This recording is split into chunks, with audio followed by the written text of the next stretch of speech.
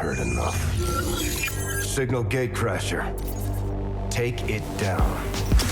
Garth and I decided it was time to build a better future together, and we are talking about XCOM 2, the highly anticipated sequel to XCOM Enemy Unknown. Tell me a little bit about what you guys are bringing brand spanking new into the world of XCOM with XCOM 2. There is a lot brand spanking new. We are very, very excited. Brand new world. First of all, a lot of new design pillars. We have procedural maps, so you'll never see the same map twice. Procedural mission objectives, so the special missions that players may remember from Enemy Unknown, where you had to go do this specific thing, they're now layered on top and you don't know what you're gonna get and where on any mission type. So now you won't get that feeling of, I've seen this map before. It's gonna be different every time. We really wanted to increase replayability. The world takes place 20 years after the events of Enemy Unknown, so the setting is in the future, and the other twist with the narrative is that you lost. So you did not get to save the world in Enemy Unknown, which might be a little heartbreaking to some players, but it makes sense based off of all the testimonials we heard of players that lost the game.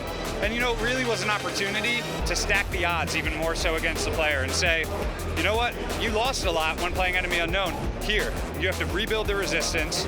You're gonna have more odds stacked against you. Rebuild and galvanize XCOM and go save the world.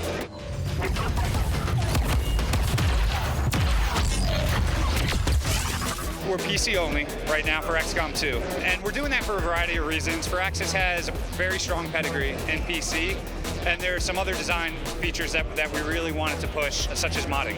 That's something that we did not get to do with Enemy Unknown, and there's a very, very talented, robust modding community out there. We're going to provide them with the tools through Steam Workshop to be able to create any worlds they want, and we want to see what sort of things can be built by the community. And obviously, since we lost the war, there's more than likely going to be some new villains that have decided to come out, maybe sink their teeth into us in this version of the game? Yes, there are a lot of new villains. XCOM is all about a menagerie of aliens, and after you get sort of past the front of the advent, then there are these really, really creepy aliens that start coming out and trying to take down the resistance themselves. We showed the Viper, which is an homage to the Snake Man from the original UFO Defense, and we finally got the Thin Man from Enemy Unknown to shed his skin and show his true form, which is this very, very terrifying unit that can yank you out of cover with her tongue at any time. She can bind you. She's very, very terrifying. You need group units to take them down. We have the evolved Sectoid, which has psionic abilities. So the Sectoid is no longer this cute little gray alien. They're now about 7 feet tall. They're very imposing, and they're a lot tougher with their psionic abilities.